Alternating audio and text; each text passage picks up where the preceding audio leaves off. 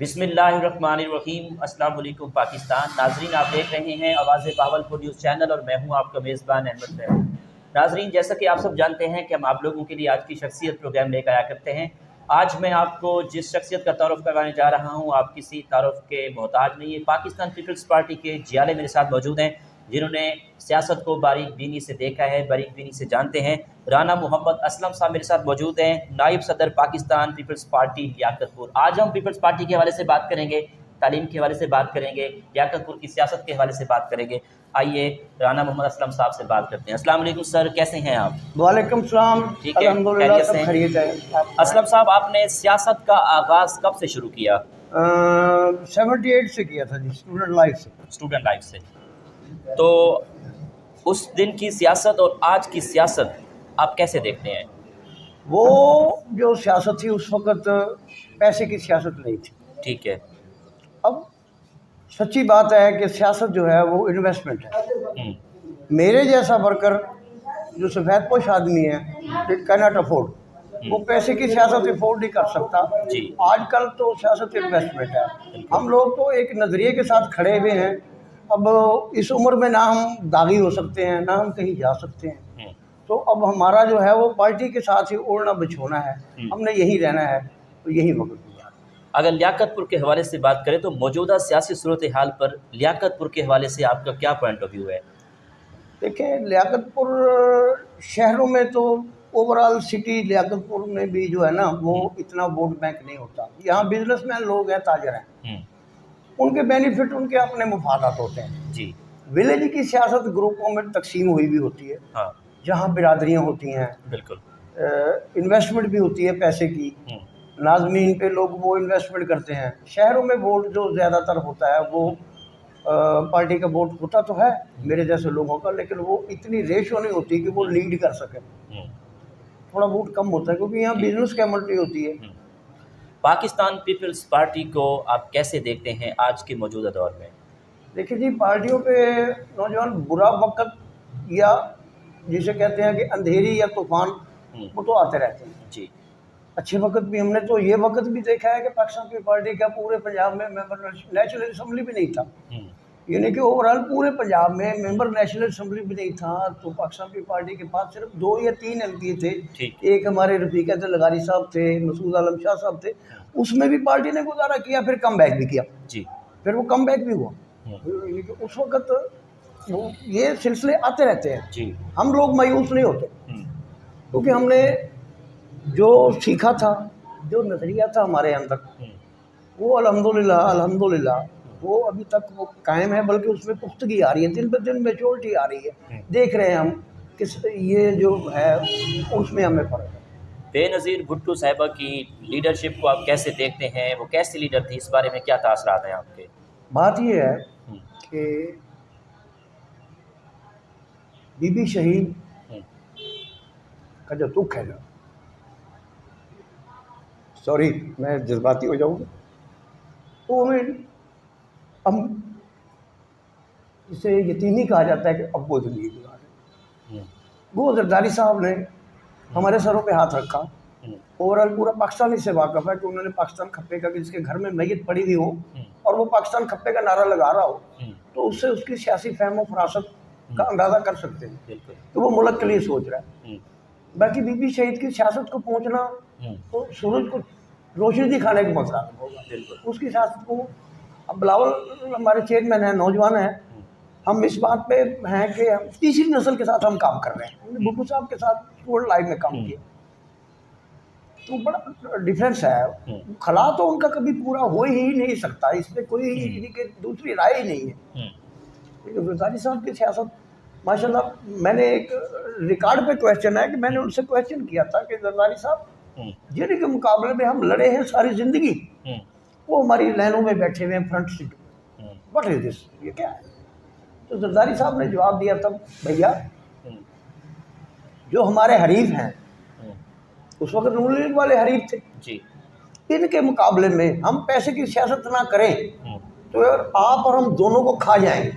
ये बात बिल्कुल अपनी जगह पे दुरुस्त है कि जो पैसे वाले के मुकाबले में मेरे जैसा बंदा not can not afford to election, मैं गरीब आदमी हूँ, उस रैंक में आदमी हूँ, मैं इलेक्शन रिपोर्ट ही नहीं कर सकूँगा। बिल्कुल। तो उनके मुकाबले में हमें इन्वेस्टर लाना पड़ेगा अगर हमने जिंदा रहना, नहीं तो हमें खा जाएंगे। ये बिलावल भुट्टो की लीडरशिप को आप कैसे देखते हैं? इन फ्यूचर वज़ीर आज़म वो बन जाएंगे, आपका क्या पॉइंट ऑफ व्यू है?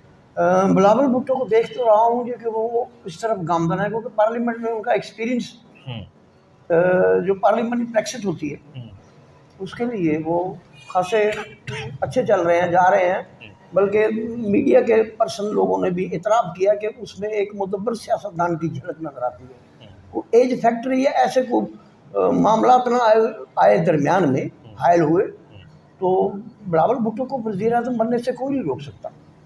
अगर कोई टेक्निकली मामला ना आ गए तो Bilawal Bhutto is the next prime minister of Pakistan. ठीक। सर, आने वाले दौर में हुकूमत पीपल्स पार्टी की बनेगी, इस बारे में बताइएगा।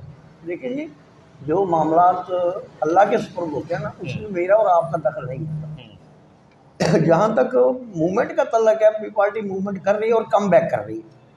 ये बात fair election, fair and free जिसे इलेक्शन कहता है, अगर वो आज भी इस मुल्क में हो जाए तो पीपल्स पार्टी को गवर्नमेंट बनाने से कोई नहीं रोक सकता। आज भी फेयर एंड फेयर इलेक्शन की ज़रूरत है। एजेंसीज की मुदाखलत ना हो, पॉलिटिक्स इंतजामिया की मुदाखलत ना हो, खुलेआम इजाज़त हो हर बंदे को, तो पार्टी कम बैक करके गवर्नमेंट बनाएगी। लियाकतपुर में पीपल्स पार्टी के हवाले से बात करें तो तंजीम किस हद तक मजबूत है? भैया, तंजीमों के मतलब मैं अपनी मीटिंगों में भी कहता रहता हूँ, जो हमारे इजलास होते हैं उसमें भी ये कहता रहता हूँ कि तंजीमें जो हैं वो सिर्फ काम करती हैं। ठीक है। उनके एक्सपेंसिव जो होते हैं वो जुम्मे होते हैं, जिन्होंने टिकट दे के इलेक्शन लड़ने, टिकट ले के इलेक्शन लड़ने होते हैं, वो इन्वेस्टमेंट करते हैं। एक वर्कर आदमी की इन्वेस्टमेंट 20 साल से शुरू हो गई, अब वो खुद 60 साल का हो गया, वो अपनी दिहाड़ी भी तोड़ेगा, सारे काम करेगा, बच्चों का रिजक भी तोड़ेगा। तो कैंडिडेट ने तो एक दफ़ा आके अपना जनाब पैसे लगा लेने हैं, करोड़ लगाए, 2, 4, 5 करोड़ लगा लेगा। अब उस वर्कर की इन्वेस्टमेंट कहाँ गई? कि वर्कर ने इतने अरसे से इतनी लंबी स्ट्रगल की है कि वो हर जलसे में गया, हर जगह पे गया। तो ये ज़रूरी है कि ये जो कैंडिडेट्स हैं ये इसके बेटा एक्सपेंसिव बर्दाश्त करें। तो तंजीमें तो एक्टिव हैं, काम करती हैं। जी, आखिर में सुनने वालों को, देखने वालों को, पीपल्स पार्टी के जालों को, लियाकतपुर की आवाम को आपका क्या मैसेज है? कानून के हवाले से भी बता दें और सियासी हवाले से भी क्या पॉइंट ऑफ व्यू है पीपल्स पार्टी को लेकर? पार्टी को मैसेज ये है भैया जी, हम जिस दौर के थे वहाँ पे स्टडी सर्कल थी, मेरे जैसे नौजवान जो उस वक्त थे उनको पढ़ाया जाता था लिटरेचर, उनका माइंड सेट किया जाता था। आज मैं इंतहाई माजरत के साथ अपनी पार्टी को भी कहता हूँ कि इस चीज़ का फुकदान है कि मेरा यूथ जो है, मेरा नौजवान है, जिन्होंने कल हमारी जगह लेनी है, सारी ज़िंदगी का ठेका तो मैंने नहीं लिया हुआ या किसी ने नहीं लिया हुआ, उन्होंने आना है। तो उनका माइंडली तौर पे जो है नज़रियाती डेवलपमेंट जो है ना, उसकी ज़रूरत है। हालिया जो इलेक्शन गुजरा है, मैं बिल्कुल फेयर एंड फ्री बात करता हूँ। बल्दियत जो पिछला इलेक्शन गुजरा है, जनरल इलेक्शन, जिसमें इमरान खान, तो बाज़ दोस्तों के मेरे समेत बच्चे भी जो थे वो बागी नज़र आ रहे थे कि भैया अब हम तब्दीली की तरफ जा रहे हैं। ये नहीं कि अगर उनका नज़रियाती माइंड होता तो वो खड़े रहते, अब वो उनका तब्दीली वाला बुखार उतर रहा है आहिस्ता आहिस्ता। एक घर में रहते हुए बच्चे कह रहे थे कि भाई अब तो तब्दीली आ रही है। ये नहीं कि इसकी बोगस तकरीरों को इसकी वो नहीं समझ सके कि ये फ्रॉड है, बिल्कुल फ्रॉड है, ये जो कर रहा है झूठ बोल रहा है।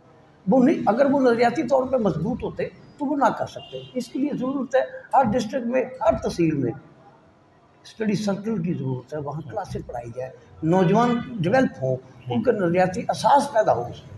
इस चीज़ की कमी है। बाकी अल्हम्दुलिल्लाह पार्टी में हम जैसे लोगों में जज्बा है, नौजवानों में भी जज्बा है, मिडिल उम्र के, दरमियानी उम्र के लोगों में भी जज्बा है। पार्टी इंशाल्लाह ताला, मैं मायूस नहीं हूँ, कम बैक करेगी, कम बैक करेगी, पार्टी आएगी। जी, बहुत शुक्रिया। और कोई बात करना चाहें तो? बस आखिर में इस खान साहब के लिए एक शेर पढ़ता जाऊँ जी।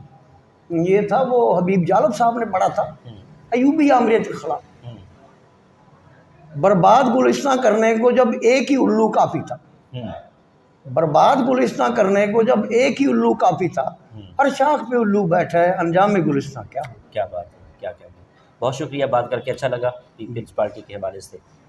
जी तो नाज़रीन, आपने आज की शख्सियत प्रोग्राम सुना। हमने बात की राना मोहम्मद असलम साहब से, नायब सदर पाकिस्तान पीपल्स पार्टी लियाकतपुर के हवाले से, लियाकतपुर की सियासत के हवाले से बात की, पीपल्स पार्टी की तंजीम के हवाले से बात की। एक नए प्रोग्राम में मुलाकात होगी, तब तक अल्लाह हाफ़िज़, अल्लाह निगहबान, पाकिस्तान जिंदाबाद।